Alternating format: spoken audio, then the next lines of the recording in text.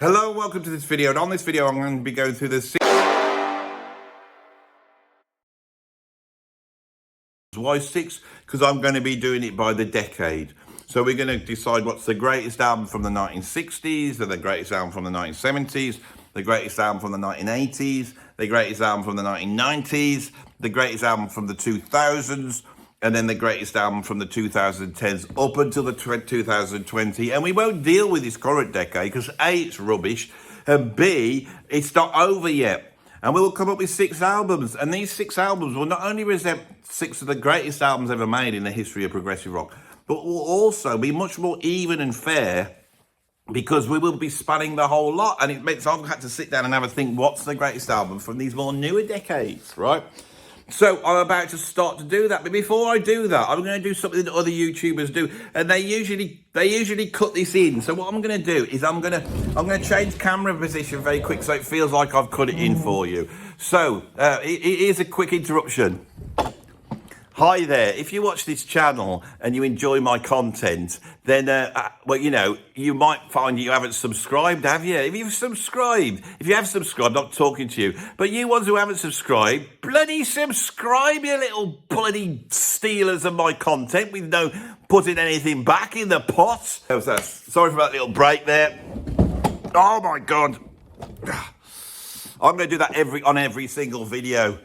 Come on, I want to get up to 100,000. It's taking too long now, and I'm getting old. That's my life's ambition. Get up to 100,000 with one of them silver plaques. Come on.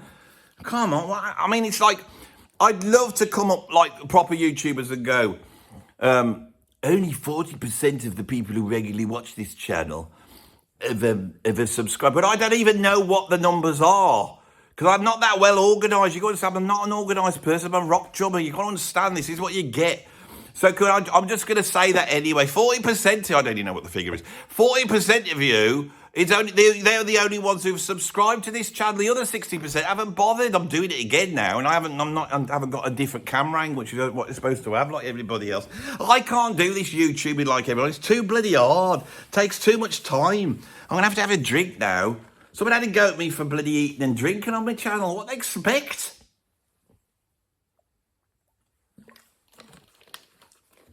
I get thirsty. I get hungry. I do one video a day. You can't mess about here.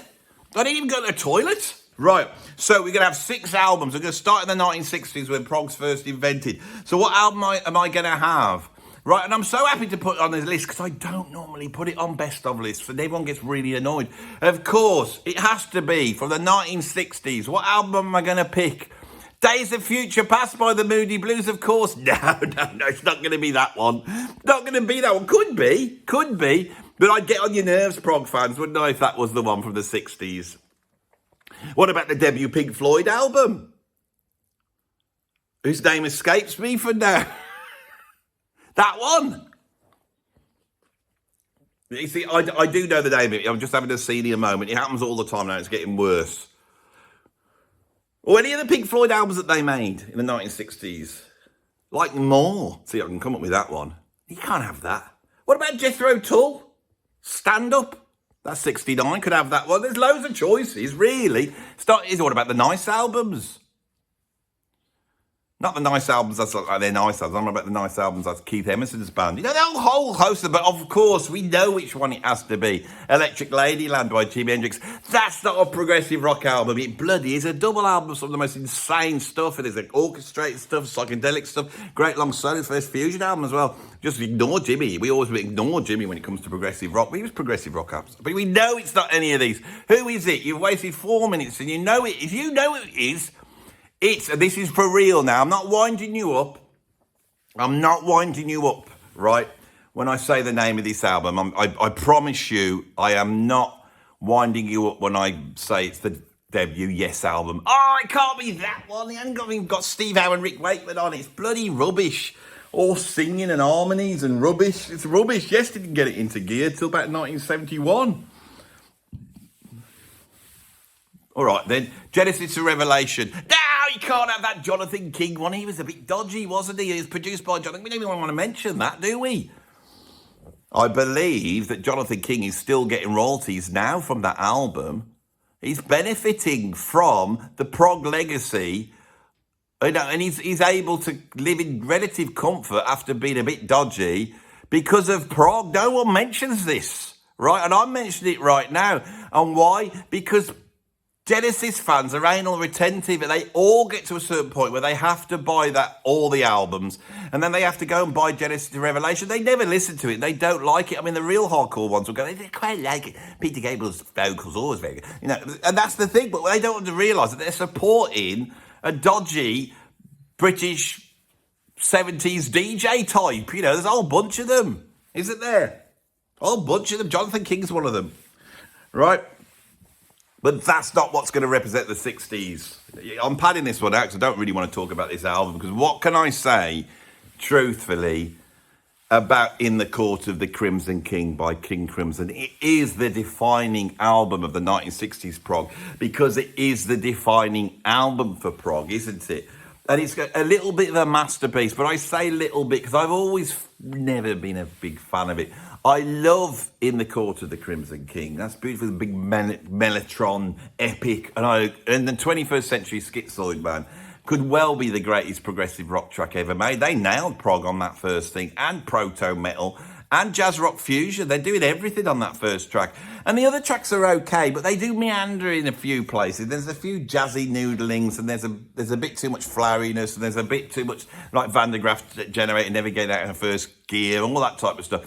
But on the whole, it is a masterpiece. Brilliant cover as well. Without that cover, we wouldn't be talking about it. And so that's what I've got for the 1960s, is In the Court of the Crimson King. Easy. Got not much to say about that. You will love it, don't you? Great album. 1970s. There's only one album. It's Close to the Edge. I've gone straight for it. Close to the Edge from Yes in 1972. What an incredible album. It's undeniably the best progressive rock album. Nobody argues with this. What else could contend? Maybe Dark Side of the Moon by Pink Floyd. I could put that one in there. Tubular Bells was a huge album in 1973, but, not full-on prog, is it? Genesis never really quite made this sort of absolute genre-defining epic that Yes did when they did Close to the Edge. Close to the Edge is pretty much perfect in terms of progressive rock, and it represents the apex of Bill Bruford with Yes, and I think that's the killer thing. What you got with Close to the Edge is there's 3 tracks on it. One side-long epic called Close to the Edge, and it's pretty much sublime. It's just sublime. And when you put Close to the Edge on, even though it's like 20 minutes long, it flies by because it's so beautifully structured. It's so beautifully performed. They're pushing the recording studio to the absolute limit at that point. No band could really do that. It is like Dark Side of the Moon in that respect. And then when you flip it over, And You and I is absolutely sublime. And then Siberian Car Archery is absolutely sublime. If I did the top 20 greatest Yes tracks and I put those as 1, 2, and 3, no one would know it. That is Close to the Edge. There's nothing else compares to it. Progressive rock, in truth, ascends from In the Court of the Crimson King, and it just advances very rapidly. And in 1972, everybody is on this upward thing. And in 1973, they meet the summit. And at the summit, they just go, all the bands go a little bit too far. And then it falls into sort of, what do we do now? That's the story of progressive rock. And it's a strange story because for some of the bands, like Yes, they consolidate their sound. And I believe that Going for the One is so great as well that a few tweaks and that could easily be one of the greatest albums of progressive rock in the 1970s. So what we really got here is, my argument here is, I think Yes are the greatest progressive rock band of the 1970s. And part of that is because they define the genre so fully, not just in terms of their sound, but their subject matter, the imagery, and Roger Dean's album covers. There's nothing more prog than that. And that's why when we look at Dark Side of the Moon, we go, are they really prog, Or we say, look at Genesis, we go, I know that, but they do go a bit commercial. And it's like no other band really delivers, and Yes, deliver it, and yet still sell millions and millions of albums. They're not Gentle Giant, who are also one of the great progressive rock bands of the 70s. And we could put many of those albums up as being one of the great albums of the 1970s, but none of the Gentle Giant albums come near Close to the Edge. It really is an astonishing album. And especially when you think that for so many years Yes was so vilified by the critics, they're quite happy to go on about how great Sgt. Pepper is or Revolver is by the Beatles. That's like close to like God's album. But Yes come out of that lineage. They also come out of groups like Crosby, Stills and Nash, which the critics absolutely love.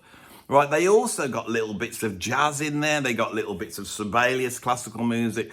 And yet the critics are a little bit sniffy about Yes, even to this day. And it's been made worse by the fact that Yes have kept going, haven't they? They've kept going. They just kept going like Trigger's broom in Only Fools and Horses, right? And now we've got this one that Steve Howe is fronting, and they're still chuntering on, aren't they? Like an old donkey pulling the cart of Yes.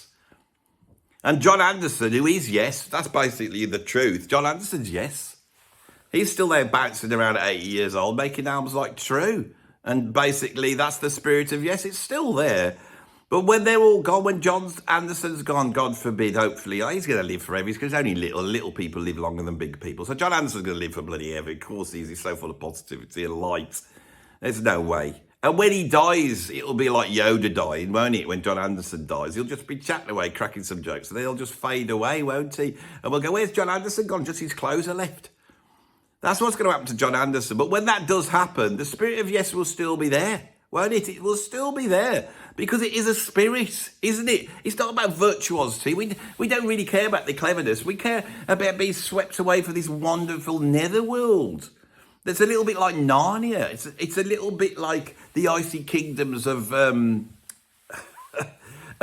fantasy place as icy kingdoms. Like Narnia. You've said it already, Andy. You don't have to say it anymore. I always feel that those kingdoms are icy with Yes. There's an iciness, but it's a cozy iciness. When I put on Yes, it feels like that sleigh ride that Russian bloke takes us on, that composer. What's he called? He does that sleigh, you know, that tune and all the bells are ringing. That's what Yes is to me. I love Yes, absolutely brilliant. They should be up there with, people should say, oh, Beatles, Led Zepp, Rolling Stones. Yes, they should be in there without a doubt. Sold up bloody records.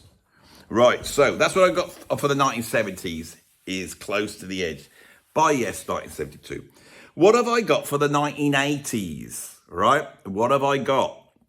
Well, the 1980s is a bit of a strange time for prog, isn't it? Because prog supposedly was destroyed by punk and had gone away by the time of the 1980s. And the whole world had realised that, you know, sort of long-winded 20-minute tracks about wizards wasn't good.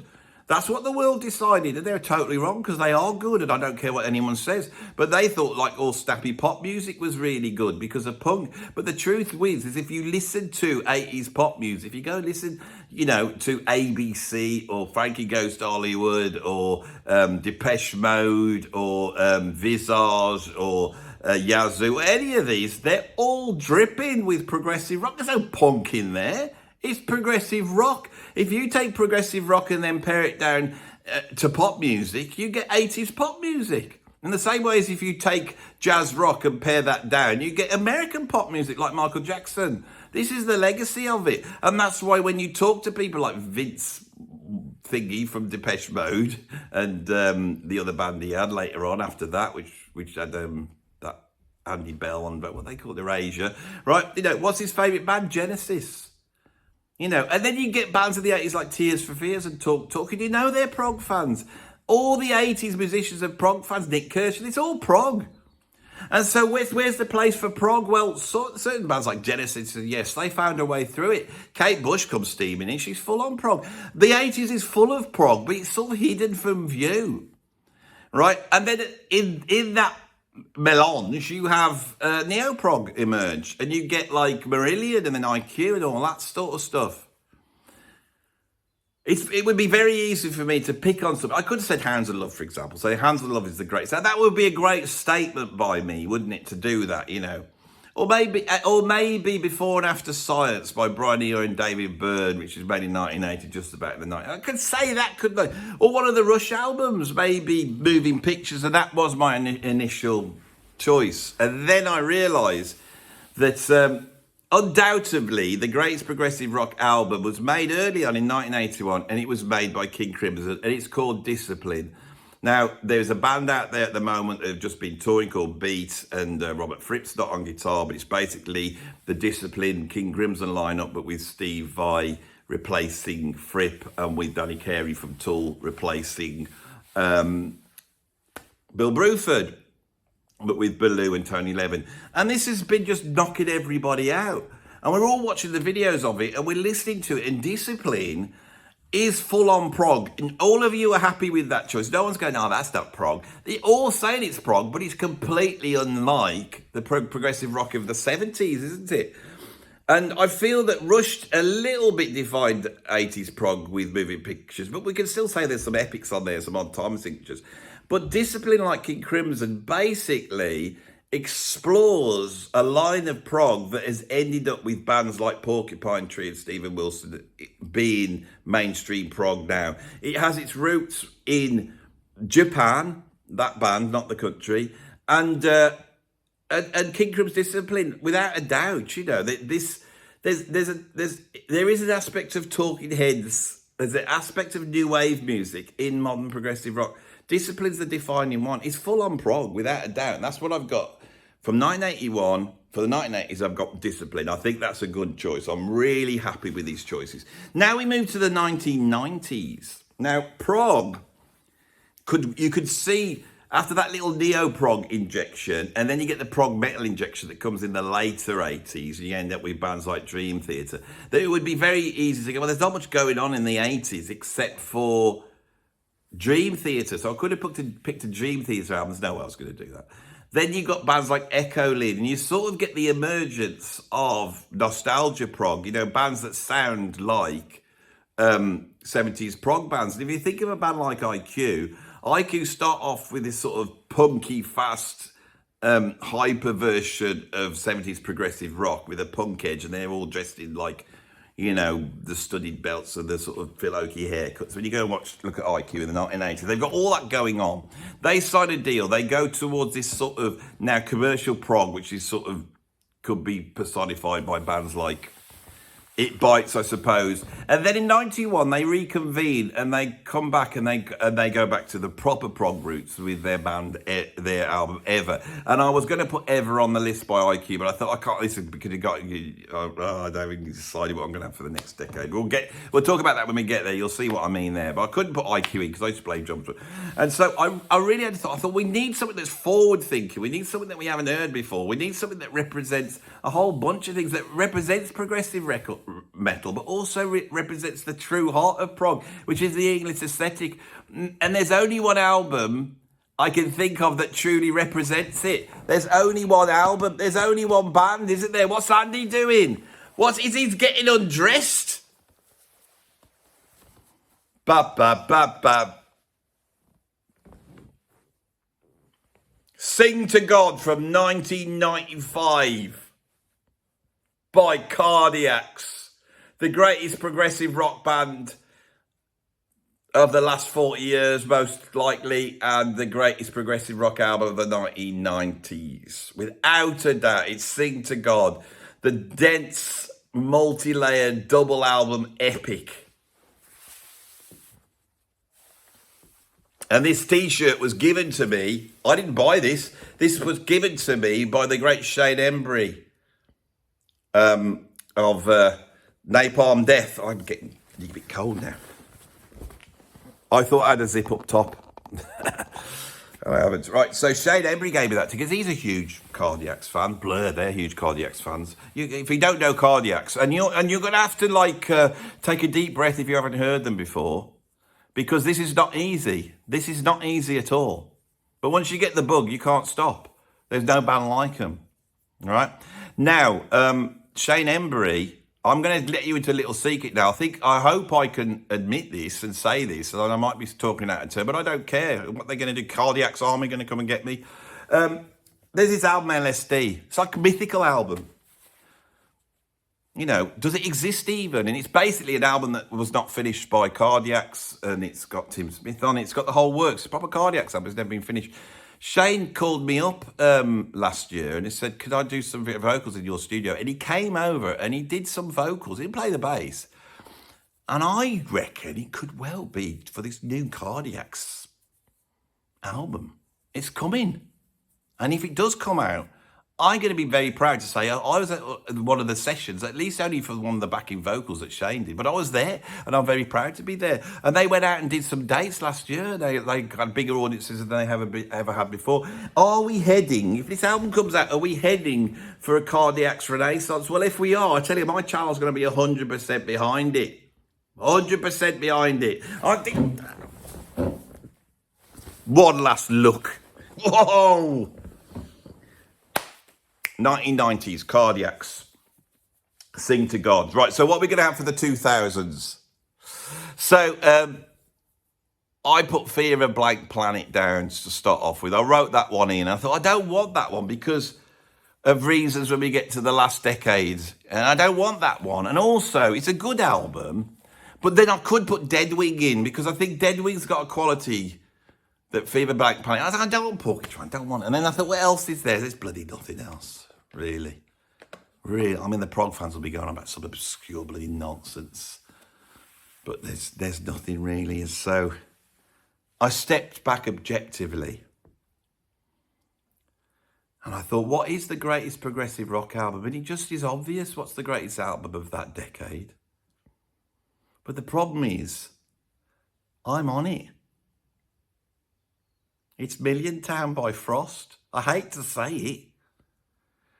And if there's a better progressive rock album than that in the 2000s, that came out in 2005, I remember. No, it didn't, it came out in 2006.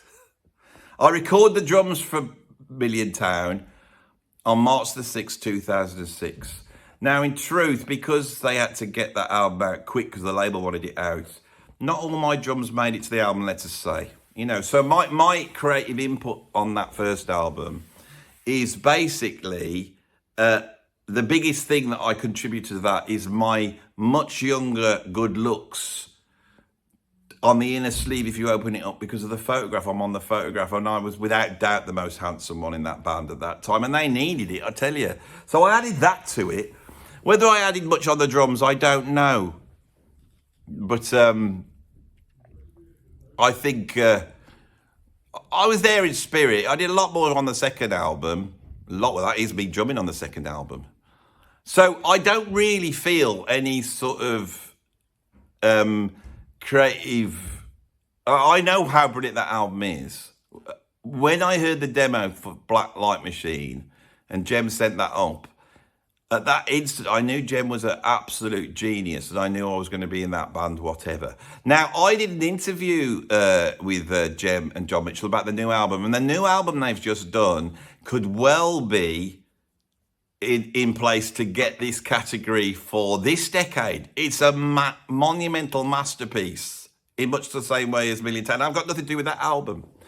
Now, they're called Frost, and I felt that the interview I did with them, which you could go and watch, was a little bit frosty. Now, I want to clear this up on this video. I don't know whether this will get to Jem and John, but I think the reason is because back then, I was a lot quieter. So you lot think that I'm just some extrovert, sort of surreal nutter. But this is actually a persona that I have created for YouTube. And over 1,000 videos, I have been able to hone, and it's evolved into a thing of itself. And I think that Jem and John, that hadn't really had much contact with me, when we got into that interview, I think they quite taken aback by the way I was. But I was trying to do a video that would get them some profile. And actually, it's a little bit strained when you watch that. It's without a doubt, it's a little bit strained. I think that's driven by the fact that I have said, you know, since then that I wasn't very happy with the amount of editing that happened in Frost and the way that my drums were sort of went through the Pro Tools mill. But I want to counter that by saying aesthetically in terms of the album, it's absolutely right. This is just me. You know, I should have said this. It is just me from my point of view of me wanting my creative input into a project. And I never really felt that I had that much creative input into that band. But in terms of the aesthetic decisions that Jem made and makes in that band, he is continually redefining what great progressive rock is. And Million Town is full on prog. It doesn't suffer from any of the bad things that neo-prog suffers from. It's got songs about bloody zombies and the dead. They write songs about time machines. He's able to do all that, but in a fresh way. There's a wonderful sense of humour. And I want to say, I think the band's amazing, and I think Jem is an absolute genius. And when you work with him, he's just got music pouring out of his hands. He's inspired in such an incredible way. And so after that interview, I did feel a little bit like that didn't go well. I know how to make good YouTube videos, and it's the best interview with Frost you'll ever see because it's a bit frosty, you know, and they were a little bit taken aback, and I could see when I got that blue cat out and tried to get them to play that naming game, they didn't quite know what they were dealing with. But if you come on my channel, you don't. That's the bottom line. Don't mess with me. If you come on my channel, you don't know what the hell's going to happen. You enter into a parallel world where anything could happen. If you're watching this, frosty people, Jem, John, you don't understand what's going on this channel, do you? Right, I'm going. You just, look, empty space, empty space, empty space. Do you understand what happens on this channel? Have you got any idea what can happen at any time?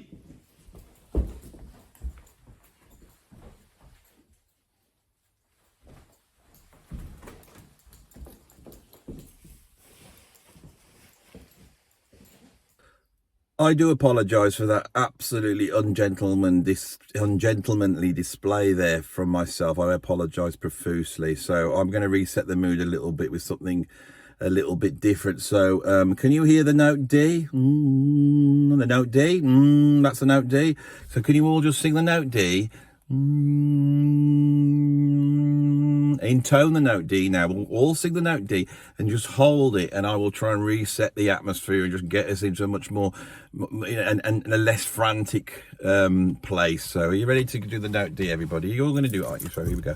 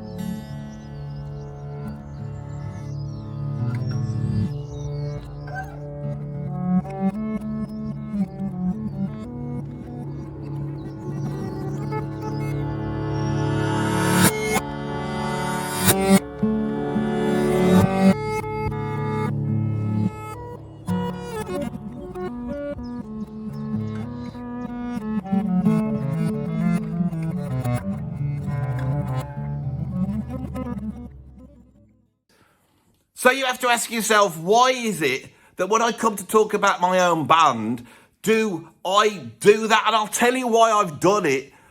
I've done it as penance.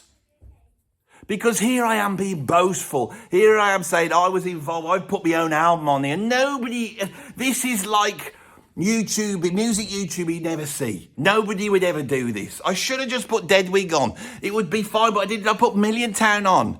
But I know what I've done. I've got enough self-evaluation to know the arrogance of doing that. So the only way I can balance that is by humiliating myself in front of thousands of people. That's the only way I could do it. So I've done that as well. All in the same thing. So what you have is what fundamentally this channel is always about. And it's about the great dialectic, isn't it? It's about the right-hand path and the left-hand path. And they cross over because they represent the hemispheres of the brain, don't they? And so what you've just saw there is you've seen extreme arrogance, but you've also seen absolute social, destitute, bloody, pathetic, attention-seeking tomfoolery. And musicians, we have that in us both. We have the ability, like Jim and the guys did, to make an absolutely fantastic album, but also to play the fool and just do stuff for attention. And some people think I only do this for attention, and in a way they're right. But if they step back and think about what's going on this video, they will see that there's a deep, esoteric meaning to it. Unless I'm just winding you up at this point. Who knows? Now, for the last decade, 2010 to 2019, I have The Raven That Refused to Sing by Stephen Wilson, which is why I didn't want to put Porcupine Tree. I don't want Stephen Wilson owning the 21st century. He probably does. He's done this new progressive rock album, The Overview. I've been listening to it, right? And it's a return to prog. We're going to do a review of it. I ain't going to say what you think, you know. I mean, I'm not going to say what I'm going to say. But I'm not having Stephen Wilson owning prog. No way. Yeah, I know that's his plan. He wants to own it and deny it at the same time. That's what Stephen Wilson wants to do. He's an evil force when it comes to prog. I can remember in the old days, he didn't even like prog. He used to put all the prog down. We're not prog, we're cool. You know, and he all wanted to be cool. He always wants to be cool, old Stephen Wilson does. But at the same time, he's so bloody good that every now and then he can just toss it off. A Raven That Refused to Sing is like the greatest prog album of the last 20 years. It's better than Milliontown. See, I don't mean that. It says, Milliontown's amazing. Now I'm putting it down. You know what this reminds me of? This reminds me of a story about Robert Plant. Oh no, Andy's going on about Robert Plant now. He's just the worst. I don't know what I watched this bloke for. He's bloody terrible. He's pulling his trousers down, going on about Robert Plant, boasting how he's on the best album of all time, then putting it down, upsetting his friends. They're not his friends anymore. Don't like him anymore. It's all bloody rubbish, isn't it? And it's all that outfit, and he's chatting away, and he's off his bloody head. That bloke's off his head. I think he's having a nervous breakdown.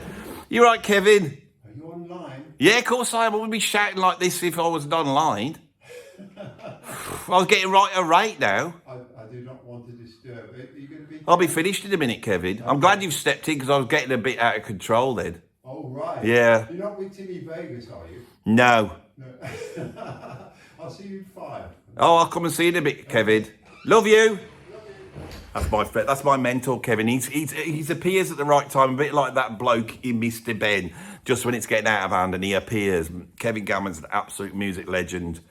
And he won't come and appear on my channel because he's not like me. He doesn't need to court this sort of controversy, but I do, and so does Stephen Wilson. And my evil plan, or my belief about his evil plan, is that he wants to own prog and then deny its existence.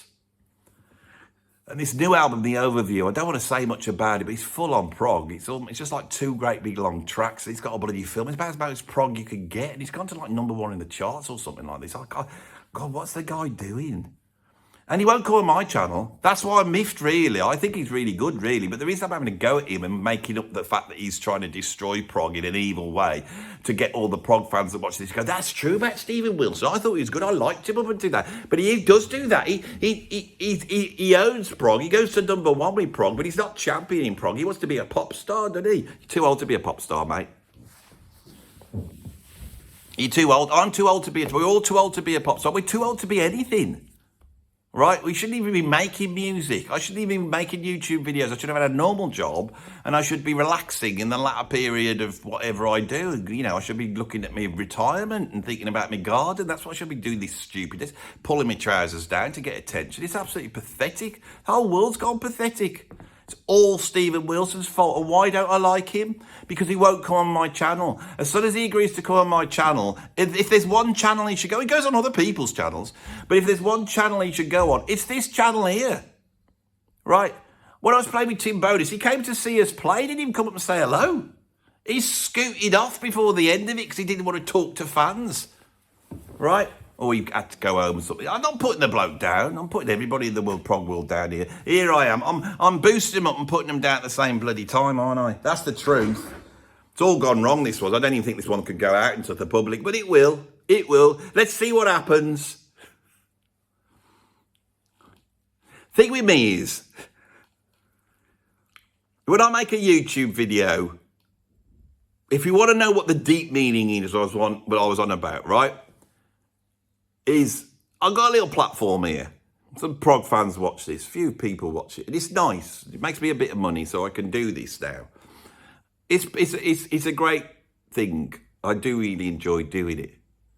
Right? But every time I sit down, I want to create a video that's entertaining. I want to create a video that I'd want to watch. And I want to see something that's a bit like, you know, as a talking heads video, there's not much going on in here. It's not, there's no action going on. I'm just talking to you. How do you make that interesting? And I will do anything to make it entertaining and interesting. I really would. If I could have acrobats appear at this time and start leaping around doing somersaults behind me, if I could do that, I would, but I can't because I haven't got that sort of budgets. I will have one day, and you'll have all that. Rick Beato could have acrobats. He can have acrobats whenever he wants. He can have whatever he wants. He can, with the amount of money he's making off his channel. Right, but he doesn't, does he? All he does is use it to jet set around the world, interviewing famous people, so he can feel like he's part of the big music industry, doesn't he? He's all, you know, all he wants is to interview Paul McCartney. That's all he wants. He'll be happy once that happens. One day we'll switch it on and he'll be sat down there talking to Paul McCartney, won't he, old Rick Beato? And that will be it. It's done then. He's in there. He's the greatest music YouTuber that's ever lived. That's what he is, because he interviewed Paul McCartney and he did it his own route. You know, he's not mates with him already. I mean, Elton John can set up his bloody YouTube channel if he wanted. He'd have Joni Mitchell on there. I mean, Rick Beato went to see Joni Mitchell, but we didn't actually ever see anything. We just got told about it. I can do that. I could say I went out with a meal with Ringo Starr last night. I did. Went for a curry. It was bloody brilliant. Ringo was great. You know, all the people in the curry house, he kept doing that like this all the time. And they thought they were flicking the V's because they didn't know that was a sign for peace, you know, Winston Churchill. And Churchill wasn't good to the Indians, was he? Because of the old Bengal famine. So they found that, that would have been a better joke. I wanted to get to that in the first. But my point is here, right, is I'm trying to entertain you. That's all I'm trying to do. And if some people I know get upset because I've taken the mickey out of them, they're welcome to go on YouTube and take the mickey out of me. And I'm only doing it to make this video a little bit more entertaining than just people reading out 6 albums in a row. I could do that, you know. Right, I'm now going to do it like when people complain about me, right, this is how it could have been done. You could have had this instead of me doing what I've just done.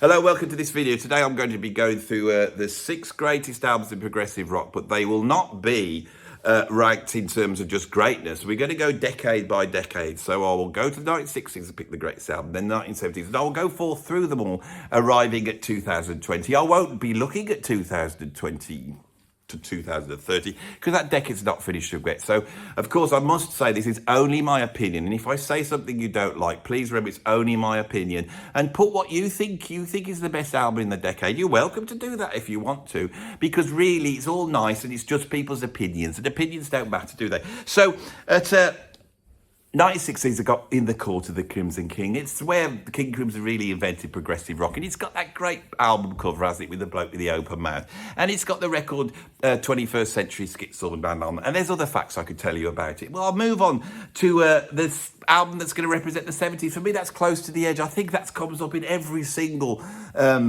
poll in Prog magazine that where they describe what the greatest progressive rock album is of all time. It's always close to the edge, so also logically it has to be the greatest of the 1970s. Absolutely brilliant album. The cover's a bit sparse, but it's very green, isn't it?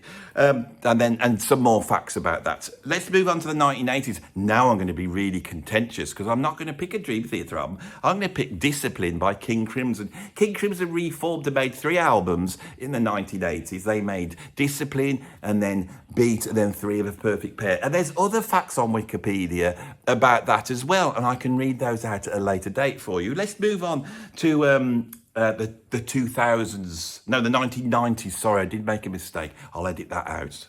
Right, so I'm going to be very contentious and have the album Sing to God by Cardiacs. Now, I know I have been really pushed the boat out, and I don't want to upset any of those progressive rock fans, especially for those of you who have either not heard of Cardiacs or don't like them. I could have put an Echo Lynn album in here, and that you probably would have been a little bit happier.